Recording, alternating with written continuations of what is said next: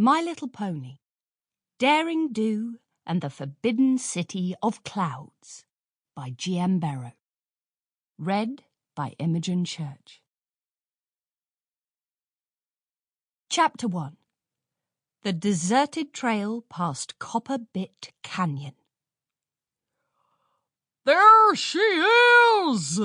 the pony shouted. "Seize her! Giddy up!" The voices woke Daring Do from a sleep so deep that she had almost forgotten where she was. A quick glance around reminded the pony adventurer that she was still in a tent in the middle of nowhere with no pony but herself to rely on. After 5 days spent crossing the San Palomino Desert and battling the dry, energy-sapping heat and the raging sandstorms, Daring Do was now going to have to protect the jewel-encrusted, doomed diadem of Shalati from some ruffian cowponies who didn't know what was good for them. Again. The yellow Pegasus adjusted her tan pith helmet with the green band around it and peered through a rip in the side of her crude hut. Through the swathe of dusty canvas, Daring Do could see the shadowed outlines of the gang on the horizon. She sighed heavily, like a pony who has to keep swatting mosquitoes away. Ever since Daring retrieved the diadem from its crumbling shine on the edge of the desert, there had been several gangs of thieves hot on her grey and black tail. She thought she'd lost all of them for good, having been alone for almost a whole day. She'd reckoned that a few hours spent shaded from the harsh rays were harmless enough. Daring silently cursed herself for falling asleep, but it was too late for regrets. There was only time to take action and defend her treasure. Luckily, Daring Do was the one pony who was practically made for the task. "Give us the crown, Daring Do!" a brown stallion shouted. He was no longer shrouded in silhouette.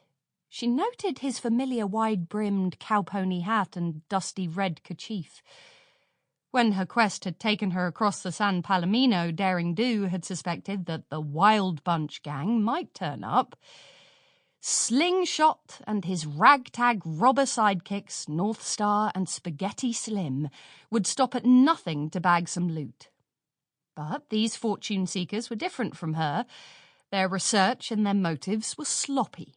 All they cared about was money.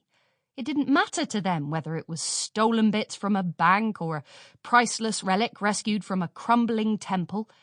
If the item in question would buy them cider and other favours from their boss, Old Tex, it was theirs for the taking.